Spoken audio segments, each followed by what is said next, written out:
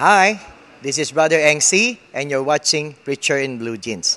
Today, gusto kong i-share sa inyo kung paano umunlad. We're talking about God's abundance.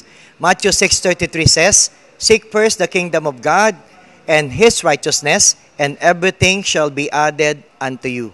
Sa lahat ng bagay, mga kapatid, unahin natin ng Diyos. Sa lahat, sa pamilya, sa negosyo, sa eskwela, sa trabaho, sa panaginip, sa lahat ng bagay, kailangan una natin ang Diyos. Dahil kung gusto po nating umunlad, gagawin lang naman po natin ang sinasabi ng unlad. Ang unlad po, U-N-L-A-D.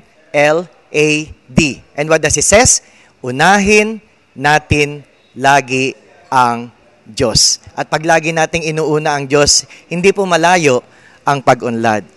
Yan po ang pinipilit sabihin sa atin ng ating Panginoon. Kung lagi natin siyang uunahin sa ating puso, sa ating isip at sa ating kamalayan, ay natitiyak ko po ang ating pag-unlad. And this time, and we will receive the abundance that comes from God, because our God is a God of abundance. As we receive every day abundance from Him, because God will always supply everything we need. Can I invite you to pray? In the name of the Father, the Son, and the Holy Spirit. Amen. Father, you are the God of abundance. In your abundance, O Lord God, there is love, there is blessing, there is prosperity, there is healing, there is miracle. Today, Lord God, I receive from you your blessing. I receive from you your healing. I receive from you your miracle. I receive from you abundant life. And today, O God, I submit my life to you. I give you my life, Lord God. And today, from the very day, Lord God, I offer you my life. You will be the first. Para ako umunlad, Panginoon, gagawin ko ang pag-unlad. Uunahin kita palagi sa aking buhay. Because you are my God who loves me so much. You are the first in my life.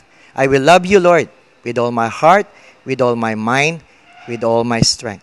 For your glory and for your praise. So I ask for your grace, O God.